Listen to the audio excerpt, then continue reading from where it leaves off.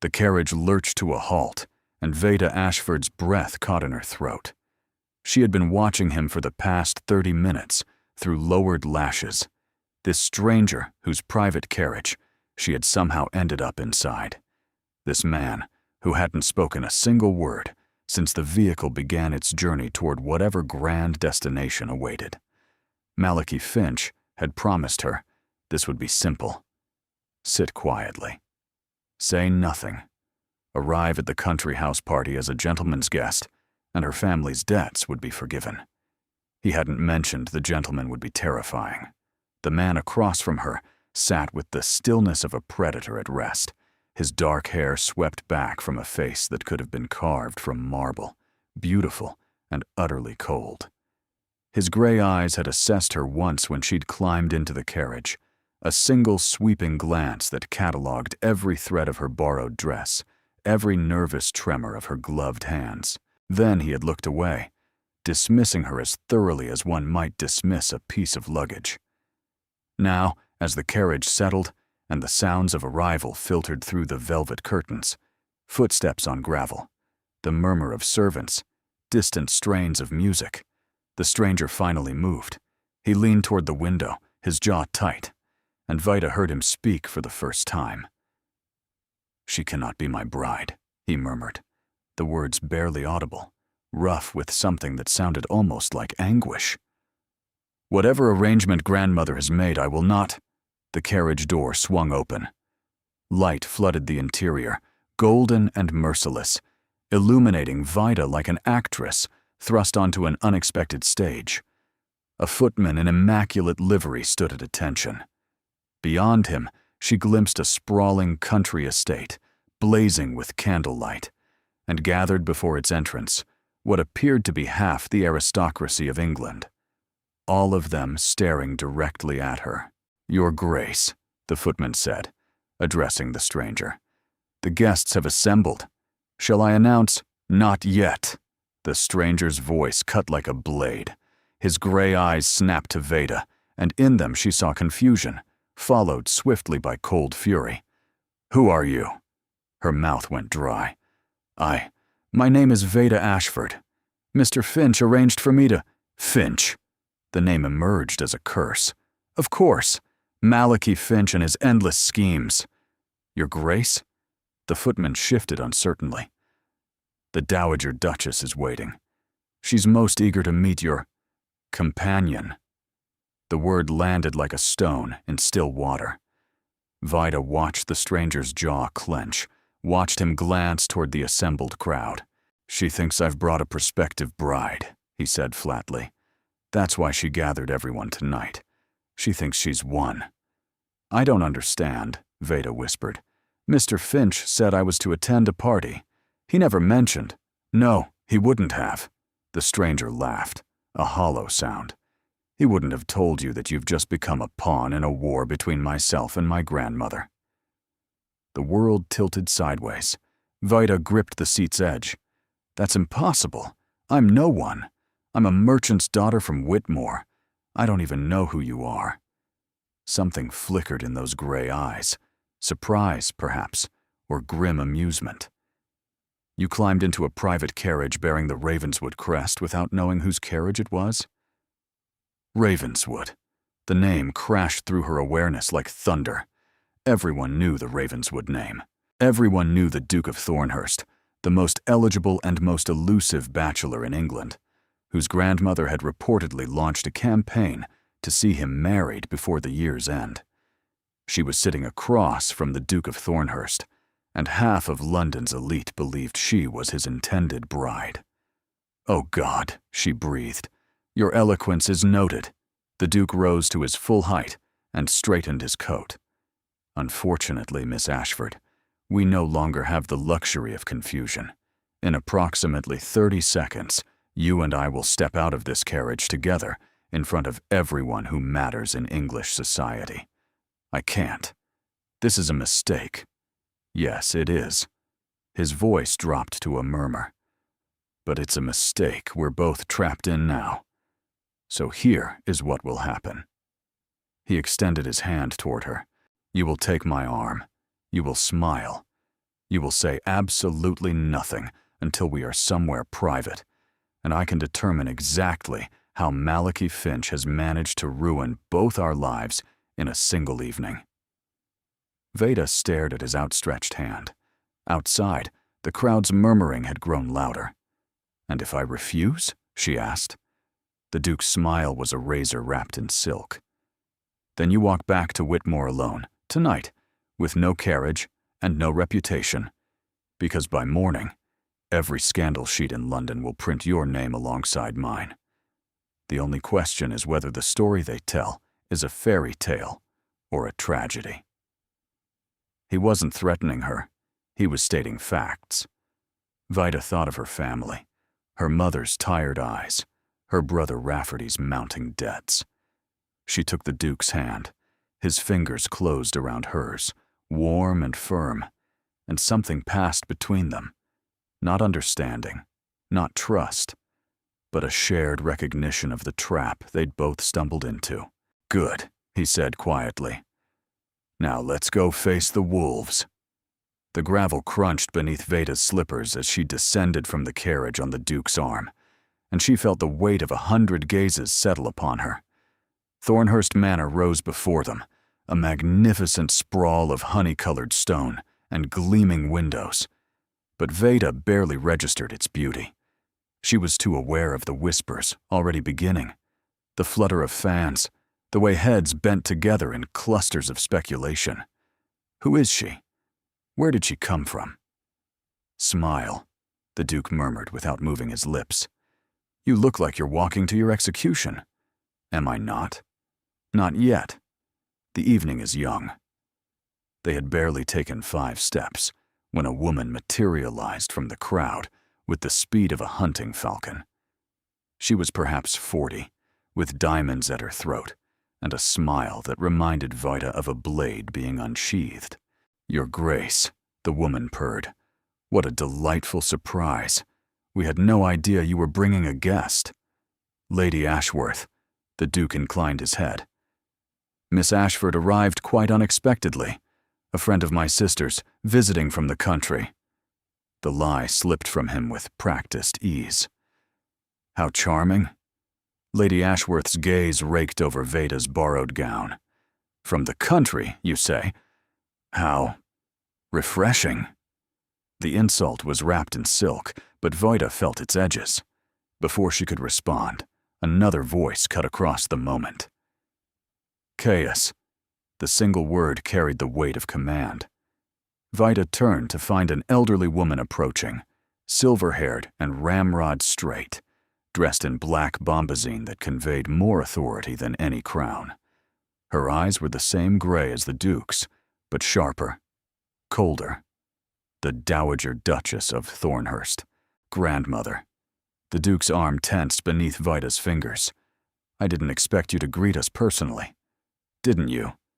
The Dowager's gaze settled on Vida. "When my grandson arrives with an unknown woman on his arm, I find I'm compelled to investigate." "You are?" "Vida Ashford, Your Grace." The words came out steadier than she felt. "It's an honor to meet you." "Ashford." The Dowager repeated the name as though tasting it for poison. "I don't know any Ashfords." "My father was a merchant, Your Grace, in Whitmore." Silence fell like an axe. The Dowager's expression shifted through surprise, calculation, and finally cold amusement. "A merchant's daughter," she said softly. "Caius, you have become creative in your defiance. This isn't what you think, grandmother. No. You arrive at the gathering I've arranged specifically for you to meet suitable matches, and you bring a merchant's daughter as your companion?" The crowd had grown deathly quiet. Veda could feel the scandal spreading outward like ripples in a pond. "The circumstances are complicated," the Duke said through gritted teeth. "If we could discuss this privately—" "Oh, I think not." The Dowager's smile was sharp. "I've invited only our closest acquaintances for the first evening. Intimate, manageable." Her eyes locked onto Vida. Inescapable. She swept away, and the crowd parted before her. Vida's legs threatened to give out. I need to leave. I'll find Malachi Finch. I'll explain. Finch is gone. What? I saw his carriage departing as we arrived. He arranged this chaos and fled. The Duke's jaw was tight.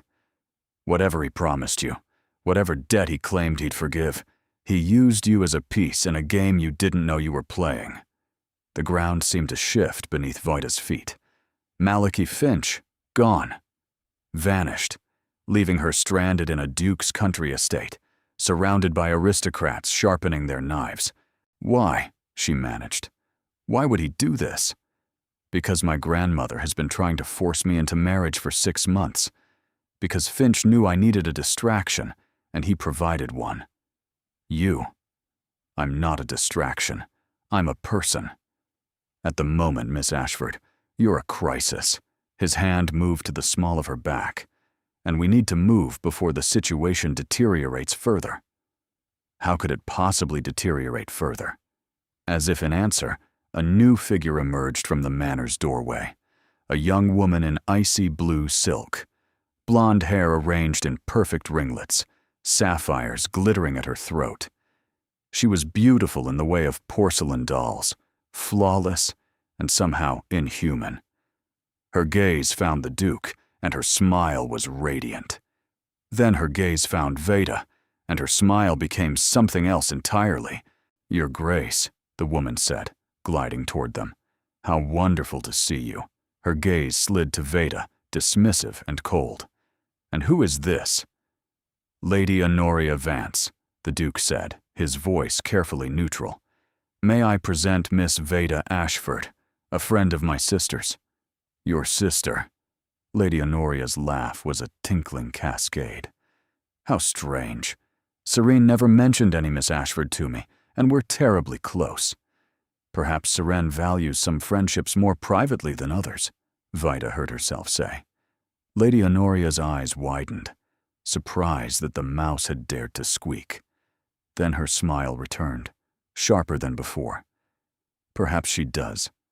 How novel. She turned to the Duke, dismissing Vida entirely. Your grandmother has seated us together at dinner, Your Grace. I do so look forward to it. She swept past them, leaving expensive perfume and unmistakable possession in her wake. Vida's stomach churned. She thinks she's going to marry you. My grandmother has made certain of it. The Duke's expression was unreadable.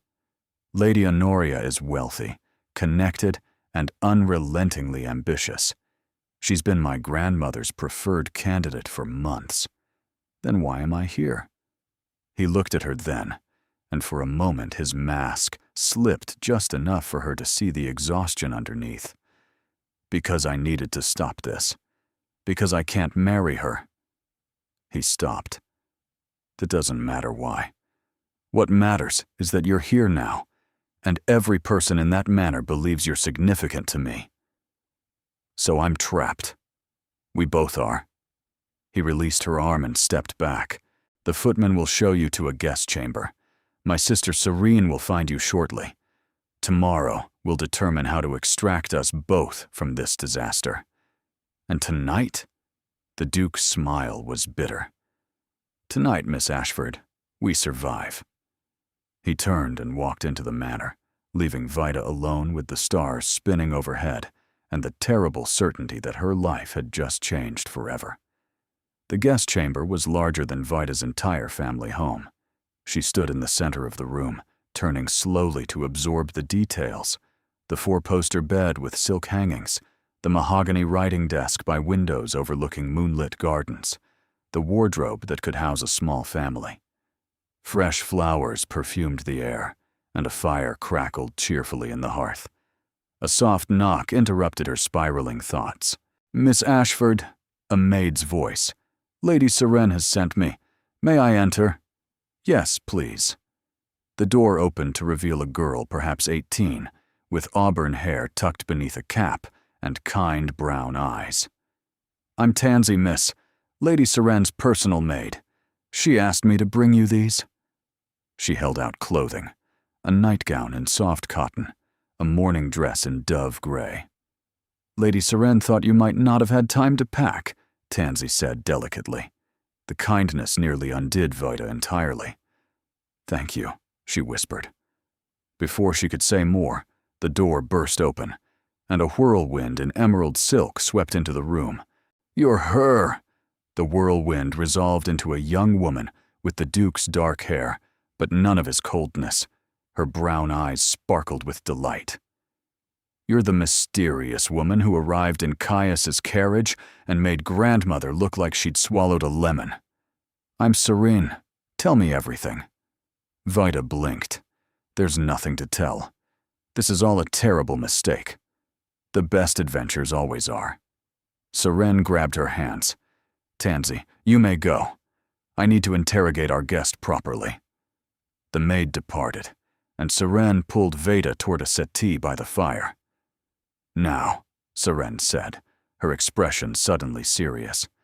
Tell me the truth. Who are you really? And how did Malachi Finch convince you to step into this viper's nest? Vida's defenses crumbled. She told Seren everything. Her father's failed business, her family's debts, Rafferty's desperate schemes, the way Malachi had promised that one evening would solve their problems. She spoke of the carriage ride, the Duke's silence, the words she'd overheard. She cannot be my bride. Seren listened without interruption, her expression shifting from curiosity to sympathy to determination. Malachi Finch, she said when Vida finished, is a cockroach in human form. This is exactly his style. Create chaos and disappear. But why would he think this would work? Because Caius needs someone. Serene's voice softened. Our father died 8 months ago, suddenly, horribly. Caius was in Scotland when it happened. He didn't make it back in time to say goodbye. Vida's chest tightened. I'm sorry. He's been a ghost ever since, going through the motions, feeling nothing. Grandmother thinks marriage will fix him.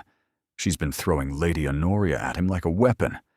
But Honoria would destroy what's left of him. And your grandmother can't see that?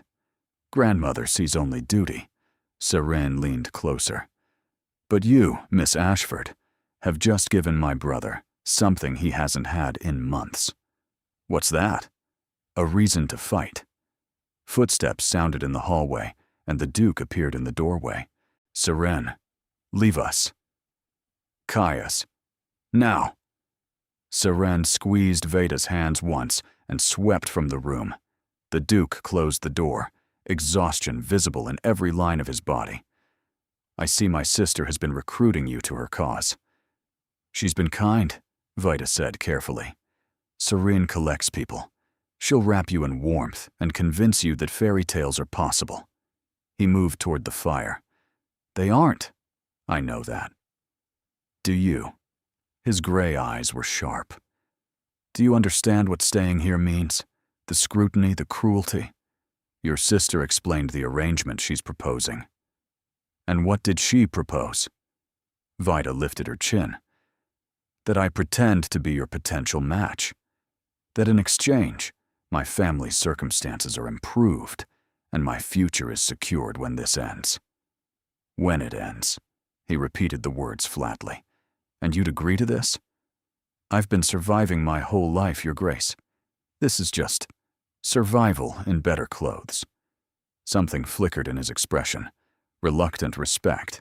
He was silent for a long moment. 3 conditions, he said finally. If you stay, you follow 3 rules without exception. Vida stood, facing him as an equal. Name them.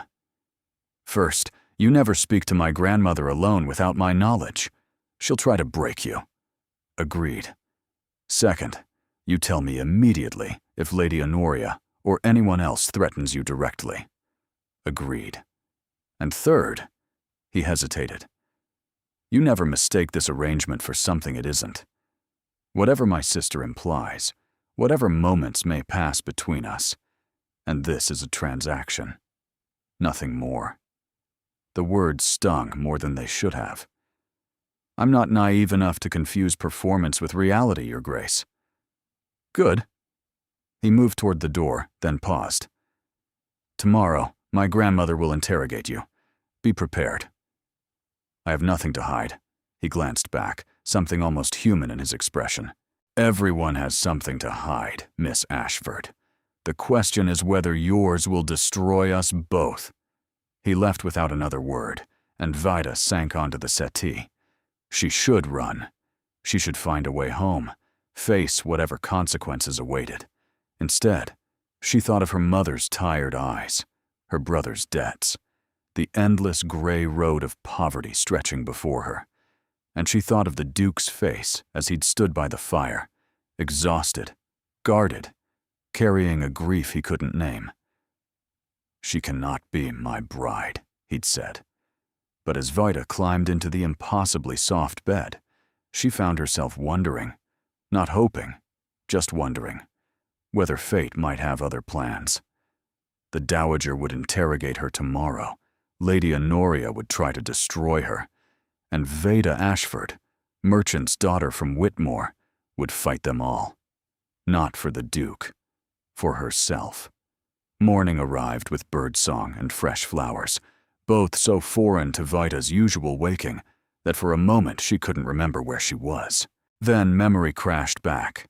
The carriage, the Duke's words, the arrangement, and she sat upright, pulse quickening. Sunlight streamed through windows overlooking gardens that stretched toward distant woods.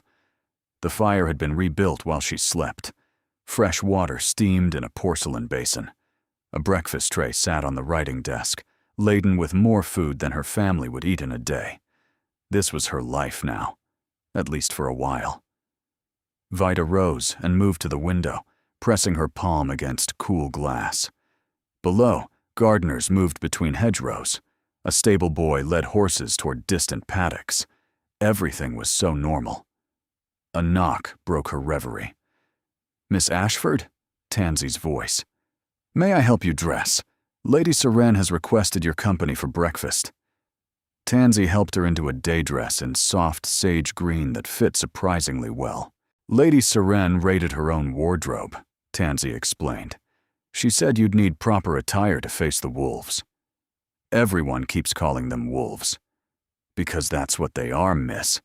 Tansy's expression grew serious. "Anyone new is a threat. Anyone different must be eliminated." They walked through corridors that seemed endless, each one grander than the last. Portraits lined the walls, generations of Ravenswood staring down with imperious expressions. One portrait made her pause. A young man, perhaps 30, with the Duke's dark hair, but warmer eyes. He stood beside a woman in a silver gown, her hand resting on his arm with obvious affection. They looked happy. "The late Duke and his wife," Tansy said quietly. "His Grace's parents. She died when Lady Seren was born. He never recovered." Vida studied the painted face, the gentle humor, the softness in his gaze. This was Caius's father. The man whose death had transformed his son into the cold stranger she'd met. "He looks kind," she murmured. He was. The house was different when he was alive, warmer. Now it's all duty and the Dowager's endless plans. The small dining room was paneled in pale wood and flooded with morning light. Seren sat alone at a table laid for two. "You survived the night." She rose to embrace Vida. "I was worried grandmother might send assassins. That's not reassuring. It wasn't meant to be." Seren poured chocolate into a delicate cup. "Grandmother has requested your presence in her sitting room at 11 o'clock. Vida's stomach dropped. So soon. She never waits when there's prey to corner. But Caius will be there. He won't let her destroy you completely." "Completely?" Serene's smile was sympathetic. "She'll try to break you. The question is whether you break cleanly or shatter." The chocolate was rich, but Vida barely tasted it. Her mind was racing ahead to the confrontation awaiting her. What should I tell her? The truth. Grandmother respects honesty. Lie to her, and she'll know instantly. And if the truth isn't enough? Then we improvise. Seren squeezed her hand. But remember this. You have something none of the other women paraded before my brother ever had. What's that? He chose to protect you. In that moment, when the carriage door opened, he could have thrown you to the wolves. Instead, he claimed you. That means something. The clock chimed 10. 1 hour until she faced the Dowager Duchess. 1 hour until the real test began. The Dowager's sitting room was a study in controlled elegance. Pale silk wallpaper, furniture arranged with military precision. It felt less like a private chamber and more like a throne room. The Dowager herself sat in a high-backed chair by the window, silhouetted against the morning light. She did not rise when Vida entered. She did not smile. Miss Ashford. The words were neutral, but the assessment in those gray eyes was anything but. Close the door. Sit. Vida obeyed, choosing a chair directly in the Dowager's line of sight. Running was not an option. The only path forward was through. My grandson tells me you arrived through Malachi Finch's machinations, the Dowager began, that you were promised your family's debts would be forgiven in exchange for your presence. Yes, Your Grace. And you agreed without knowing whose carriage you were entering? Mr. Finch was vague about the details. Vague. The Dowager's lips thinned. Tell me about your family. The complete truth. Vida forced herself to meet the older woman's gaze. My father was a merchant in Whitmore. Textiles. He built his business over 20 years. Then his partner embezzled everything and disappeared. My father tried to rebuild, but the debts were too great. He's been broken ever since. And your mother? Takes in mending. She's never complained. Siblings. A brother. Rafferty. He's the one who introduced me to Malachi Finch. Ah, the Dowager's expression sharpened. The brother is a schemer, then. He means well. He used you as currency to improve his position. That's not meaning well, Miss Ashford. The truth of the words lodged like a splinter. You're angry with him, the Dowager observed. Good. Naivety is forgivable. Willful blindness is not. Silence stretched between them. The Dowager rose, moving toward the window. I am going to tell you something I have told no one else. You will listen. You will remember. Veda's breath caught. Your Grace. My grandson blames himself for his father's death. The words fell like stones. Caius was in Scotland when the illness struck. A minor estate matter. Something that could have waited. By the time word reached him, his father had only hours left. He rode through the night, nearly killed 2 horses, and still arrived too late. The Dowager's voice remained steady, but her knuckles were white where she gripped the window frame. The last words his father spoke were asking for him. And Caius wasn't there. Vida's chest clenched. He's punishing himself. He's drowning. The Dowager turned, and for the first time, Vida saw something human beneath the aristocratic mask. My grandson works 18 hours a day. He eats when reminded. He sleeps rarely. He has turned himself into a machine of duty because feeling anything else would require acknowledging what he's lost. And Lady Honoria would complete his transformation.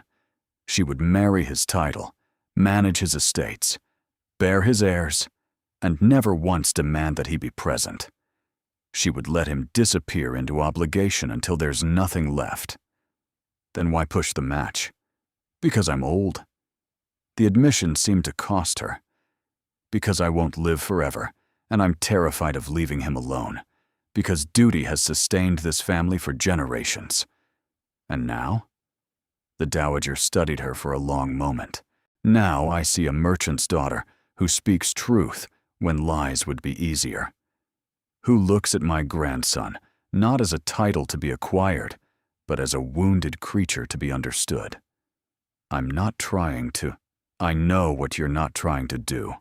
The Dowager returned to her chair. The question is what you are willing to do. I don't understand. Make him feel something. Not love. That may be impossible. But something. Anger. Frustration. Even hatred. Anything that cracks through that armor. The dowager's gray eyes gleamed. Lady Honoria will never challenge him, but you already have. Vida thought of the carriage, of the Duke's fury when he realized what Finch had done.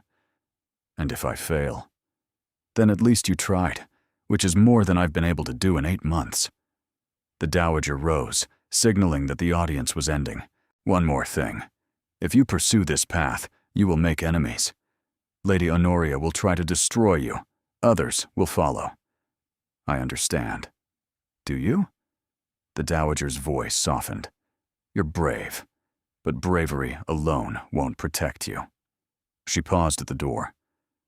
And if you hurt him, if you use his vulnerability for your own gain, I will destroy you so thoroughly that even your grandchildren will feel the shame.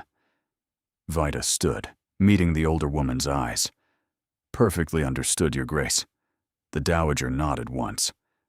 Good. Now go. The wolves are waiting. The 3 days that followed were a whirlwind of preparation. Serene had taken charge with the enthusiasm of a general marshalling troops, declaring that Vida would need an entirely new wardrobe for the week's events, culminating in the grand ball.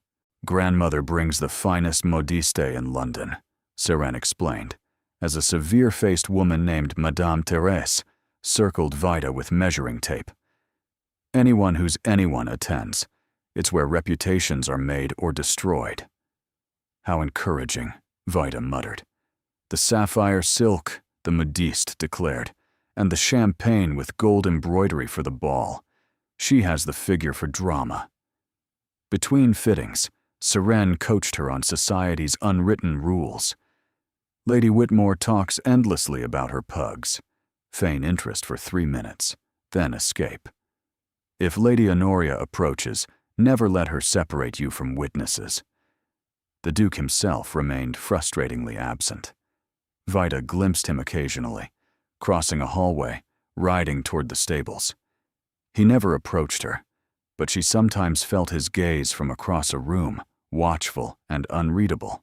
He's avoiding you, Serene observed, which means you're having an effect.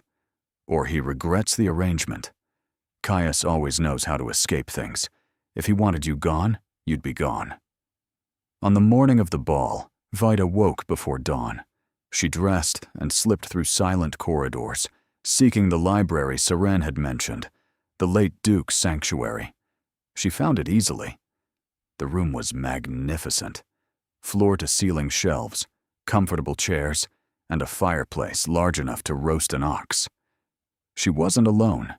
The Duke stood by one window, still in evening clothes, a glass of something amber in his hand. He didn't turn when she entered. You're up early, Miss Ashford. So are you. Or perhaps you never went to bed. Sleep and I have a complicated relationship. He turned, and she saw the shadows beneath his eyes. You've been preparing for tonight. Your sister has been thorough. Serene enjoys projects. He moved toward her. She's told you everything, I assume, about my father. The dowager told me as well. Ah, his expression flickered. And now you understand why I am the way I am. It makes it sadder. He stilled. Sadder.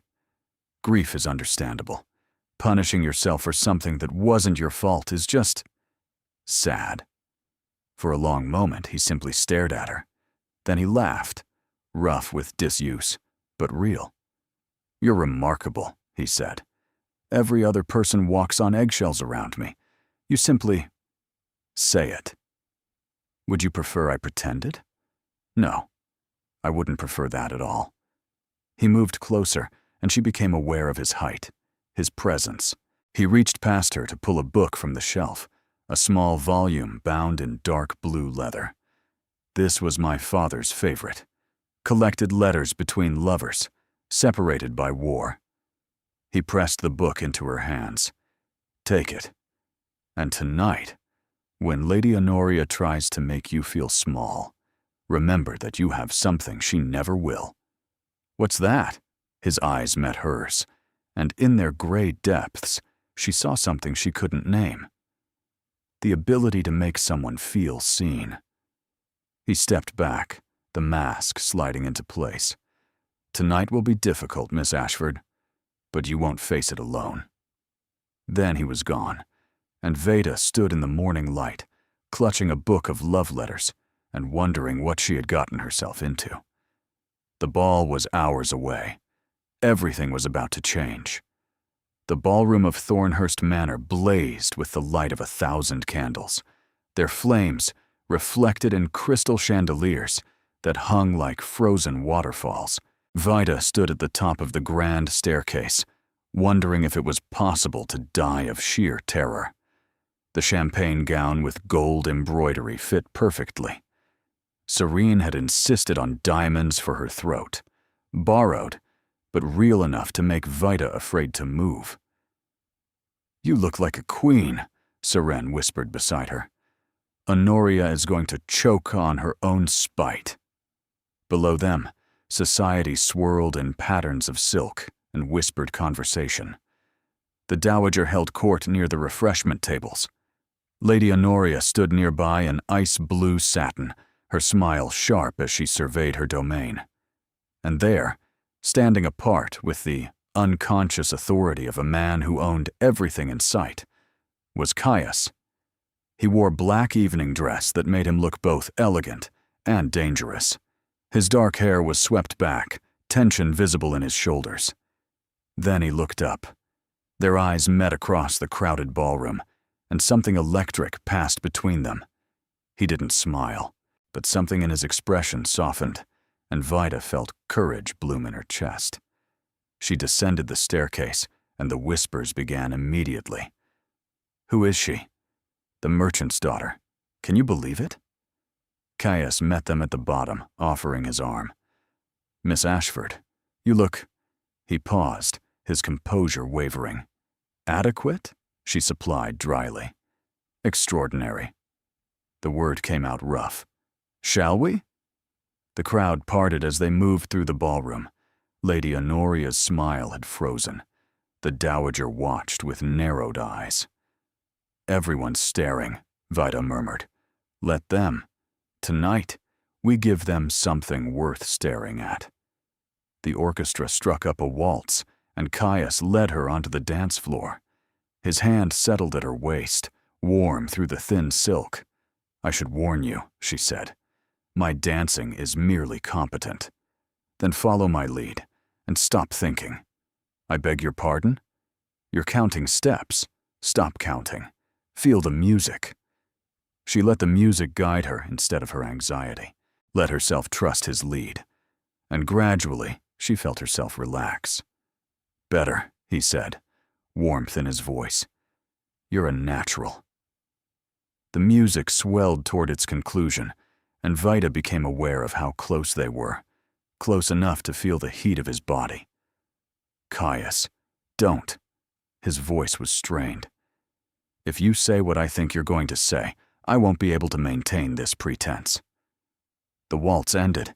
He released her with visible reluctance. Then Lady Honoria appeared at his elbow. "Your Grace. How delightful to finally claim your attention." She didn't acknowledge Vida. "Your grandmother has been asking for you." "Something about the announcement?" "There will be no announcement tonight," Caius said flatly. "How strange." She seemed quite certain. Lady Honoria's gaze flicked to Vida. "Perhaps Miss Ashford might excuse us?" "Miss Ashford is my guest. She excuses nothing." Lady Honoria's eyes widened. Surprise, then fury, quickly masked. "Of course. How protective." She linked her arm through Caius's.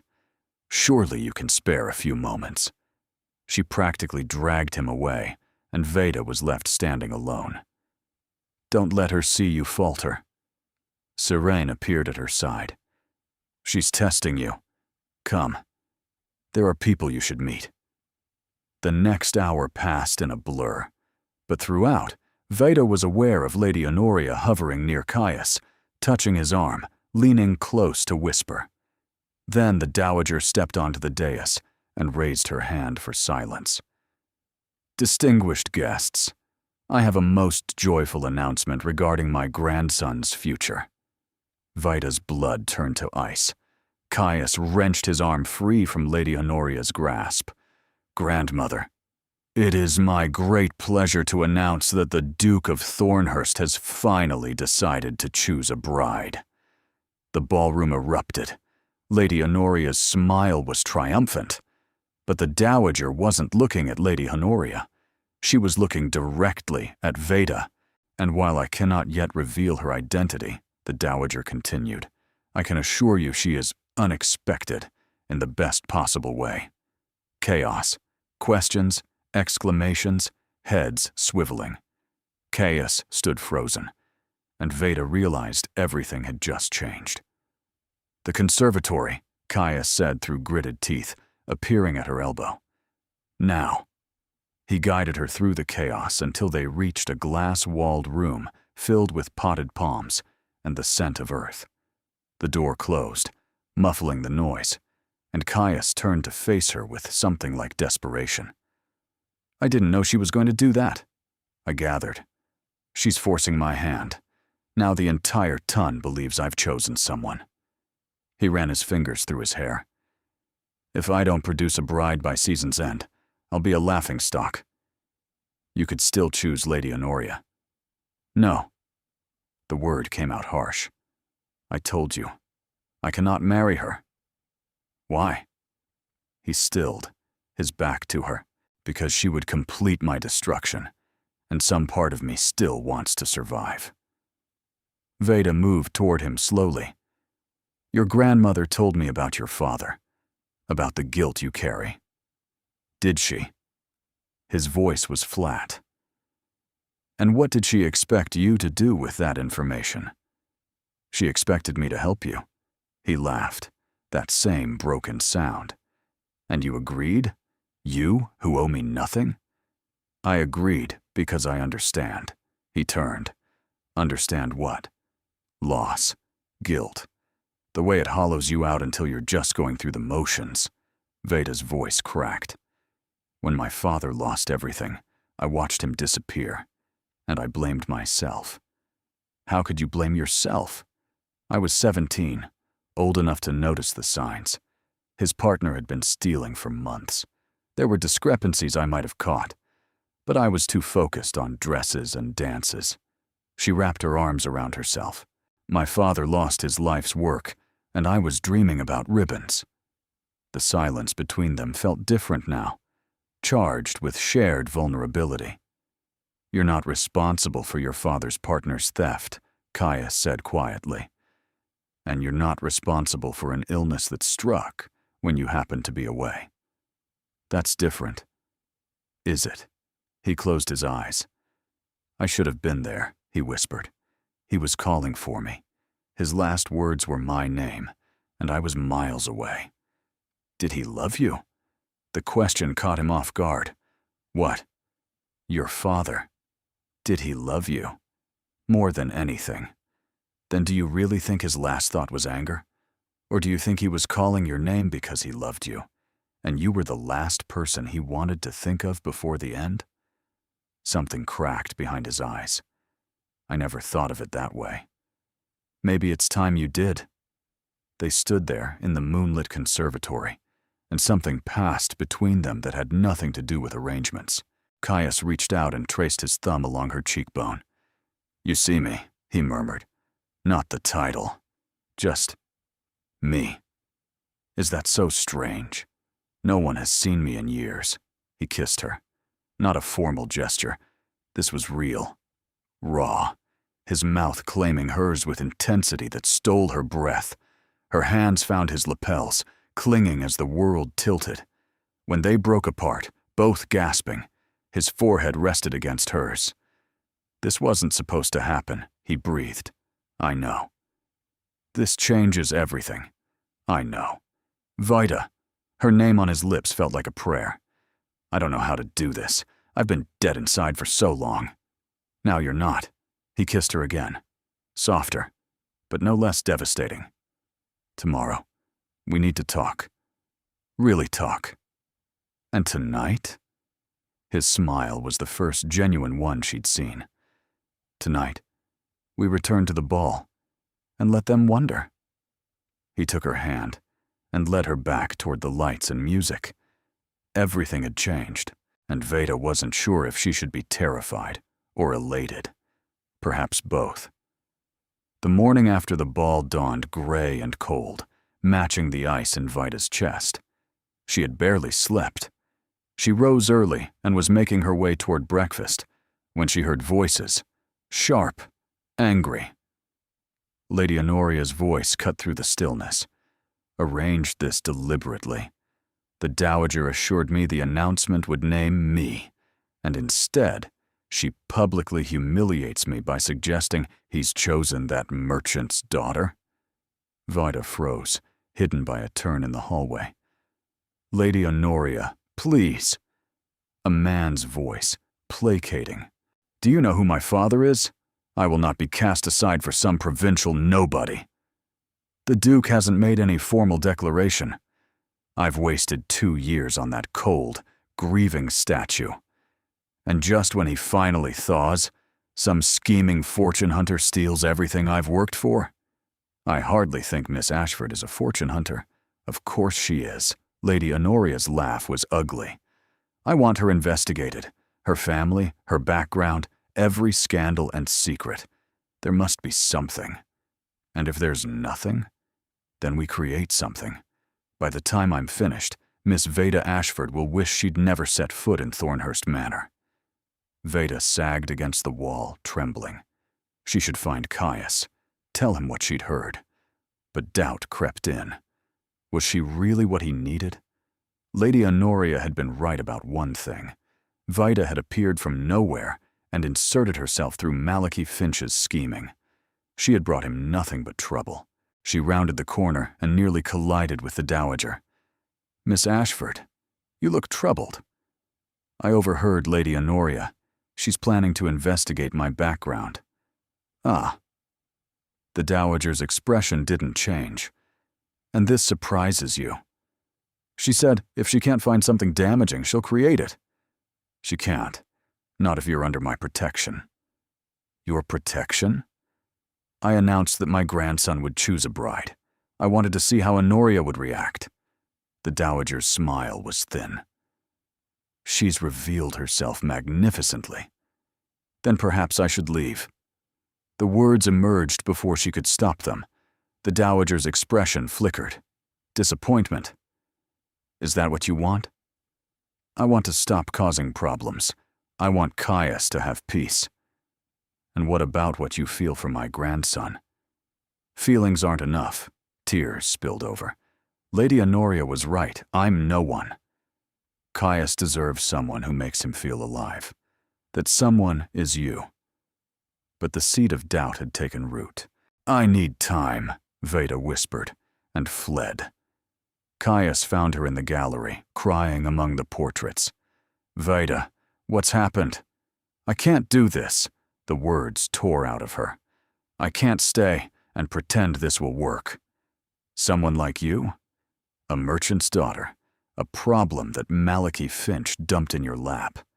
Honoria? His expression darkened. What did she say? It doesn't matter. She's right. She's never been right about anything. He reached for her. Vida, look at me. She looked and saw hope and fear and something that looked like love. You see me, he said softly. You see the broken man instead of the Duke. Don't. She pulled away. Don't say something we can't take back. Why not? Because when this ends, I need my heart intact. Silence. So that's your decision. You're leaving. I'm protecting us both. You're running. You don't understand, she said sharply. You've never been powerless. You've never glimpsed everything only to have it snatched away. He watched her for a moment longer, then nodded slowly. Very well. 2 hours later, she was in a hired carriage, watching Thornhurst Manor disappear. The last thing she saw was a figure at an upper window. Tall, dark-haired, motionless, watching her leave. Home was exactly as she'd left it, and somehow that made everything worse. Her mother asked no questions, simply held her while she cried. Her father shuffled in, saw her face, and shuffled out again. Rafferty appeared on the third day, full of excuses. "Don't," she said flatly. "Don't explain. Don't apologize. I thought it would help. You didn't think to ask me?" Silence. "I could have been ruined.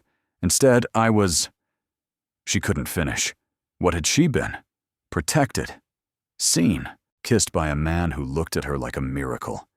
And she had thrown it away. "What happened?" Rafferty asked quietly. "I fell in love. And I ran away because I was too scared to believe it could be real." Her mother appeared with an envelope. "This came for you. The seal looks important." The Ravenswood crest, pressed in dark blue wax. "Miss Ashford, Caius refuses to write. He says you made your choice. I am not so restrained. You are making a mistake. My grandson loves you. He admitted it after you left. You have 1 week. After that, Lady Honoria's family will pressure for an engagement. Is that what you want? A man who finally learned to feel again, locked into a loveless marriage, because the woman who woke him up wasn't brave enough to stay. Come back. Fight for him. The Dowager Duchess of Thornhurst. He loves you. Veda?" Her mother's voice seemed distant. "What does it say?" "It says I'm a coward. It says I ran away from the best thing that ever happened to me. Were you afraid?" "Terrified." Her mother sat beside her. "When your father lost his business, I wanted to disappear. But running doesn't make the fear go away. What matters enough to face it?" Vida thought of Caius, his broken laughter, his father's letters, the way he'd looked at her. She thought of Lady Honoria circling like a vulture. He matters enough. "Then why are you still sitting here?" A knock at the door. Rafferty answered and returned, bewildered. "There's a carriage outside, with a crest, and a woman who says she's—" Serene swept past him. "Oh, thank God." She pulled Veda into an embrace. "You ridiculous woman. Do you have any idea what you've done?" "I was scared." "Of course you were scared, but you don't run from fear." Seren gripped her shoulders. "My brother hasn't stopped drowning since you left. He loves you. So stop being a martyr and come fight for your happy ending." Vida looked at her mother, who was smiling through tears. "Go. Don't look back." She packed a single bag and climbed into the Ravenswood carriage. "One question," she said. "How angry is he?" Seren's smile gleamed. "Furious. Heartbroken." "Perfect." Thornhurst Manor looked different in the fading light. Softer, somehow. Seren led her through the servants' entrance. "The house party ended yesterday. Most everyone has departed. But Lady Honoria and her family remain. And Caius? In the library. He doesn't know you're coming." The library doors loomed ahead. "What if he won't forgive me?" "He'll forgive you." Seren gave her a gentle push, and the door swung open. The room was dim. Books lay scattered everywhere. And there, in the center of the chaos, sat Caius. He looked terrible, unshaven, disheveled, exhausted. The book of love letters lay open in his lap. "I said I didn't want to be disturbed, Seren." "It's not Seren." His head snapped up. Shock, hope, anger, desperation, pain, all crossed his face. "Veda." "Hello, Caius." He rose slowly. "You left." "I did. You told me you couldn't do this. I said a lot of things. Most of them were lies I told myself because I was scared." "Scared of what?" "Of wanting something I couldn't have. Of loving someone I didn't deserve." She moved closer. "I was so convinced this had to end badly that I ended it myself. And now? Now I'm still scared. But I'm more scared of living without you. I would never marry Honoria.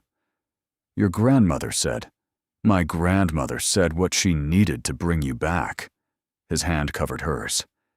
There was never any possibility of me marrying Honoria Vance. Why not?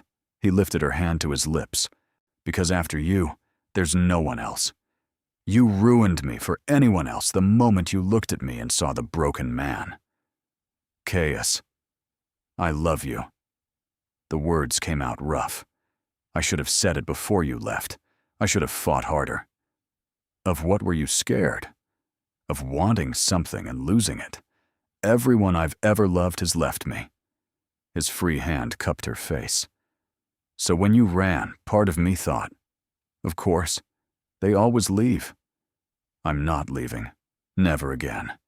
Promise me. I promise. He kissed her, deep, desperate, tasting of tears and relief. We need to talk to your grandmother, Veda said shakily. Later. Right now. I just need to hold you.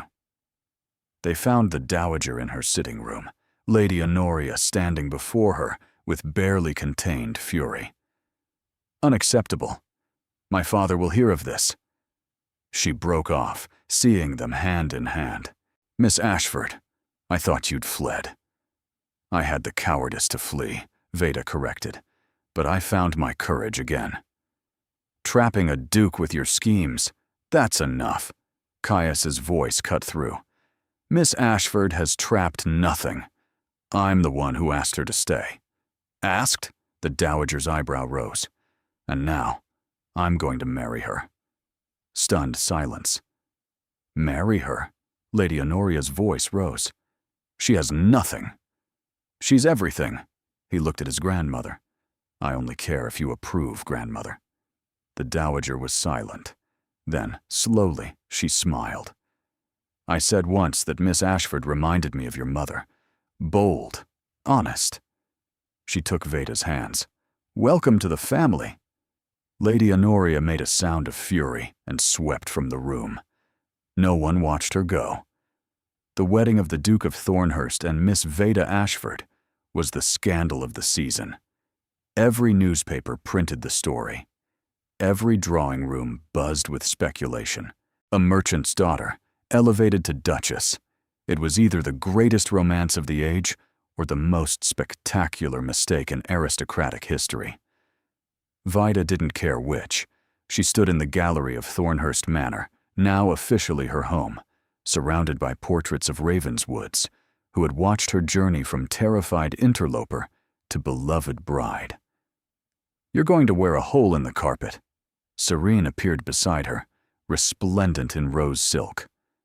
I keep expecting to wake up, Vida admitted. If it were a dream, I wouldn't have a blister from those ridiculous shoes grandmother insisted I wear. Serene linked her arm through Vida's. It's real. You're a duchess. And my brother hasn't stopped smiling since you said I do. Serene. What? It's true. She squeezed Veda's arm.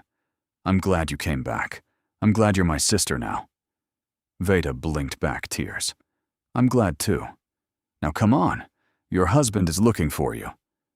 Your husband. The word still felt impossible. But when Vida entered the great hall and saw Caius waiting, his face transformed by joy. The impossibility became natural. There you are. He pulled her into his arms. I thought you'd gotten lost. In my own house? Never. Our house. He kissed her forehead, her cheek, the corner of her mouth. Our home. The dowager appeared. The carriage is ready. You'll miss your departure if you keep making eyes at each other. Grandmother, don't grandmother me. I've arranged a wedding breakfast, coordinated 300 guests, and personally silenced Lady Honoria's father during the ceremony. I have earned the right to hurry you along. But her eyes were soft. Now go. Be happy. The carriage stood waiting, festooned with ribbons. Serene cried as she hugged Veda goodbye. The dowager nodded once, but Vida caught the glisten in her eyes. And then they were inside the carriage, the door closing, the horses beginning their journey toward Cornwall. Vida leaned against her husband's shoulder, and felt him press a kiss to her hair. "Are you happy?" he asked quietly, deliriously. "Even though everyone thinks I've lost my mind? Let them whisper." She tilted her face up. "I have everything I ever wanted." "And what was that?" "You. This. A life where I'm not just surviving, but actually living." She traced her fingers along his jaw.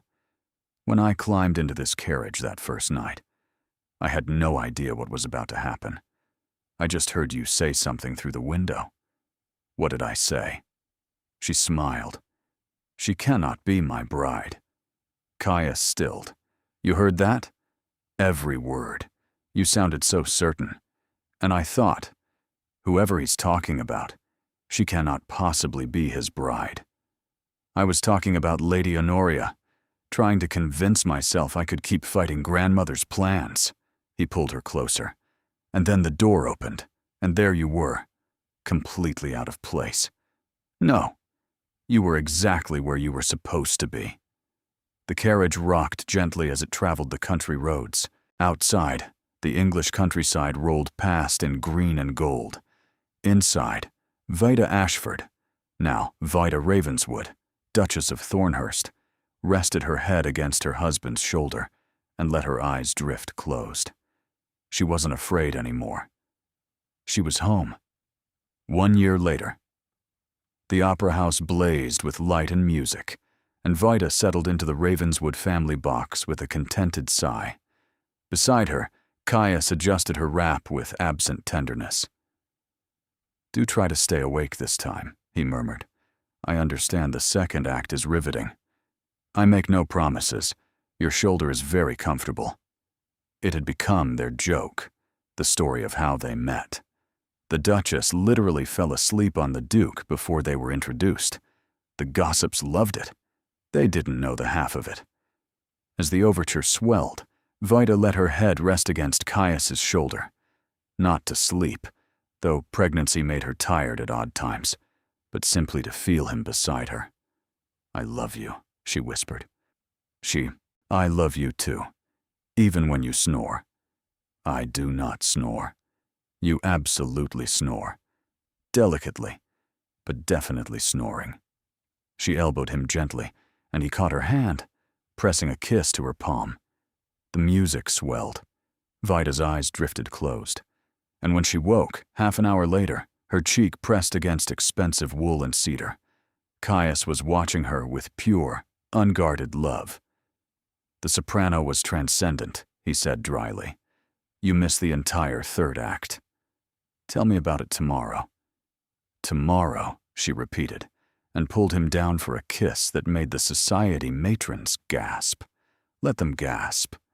Let them whisper.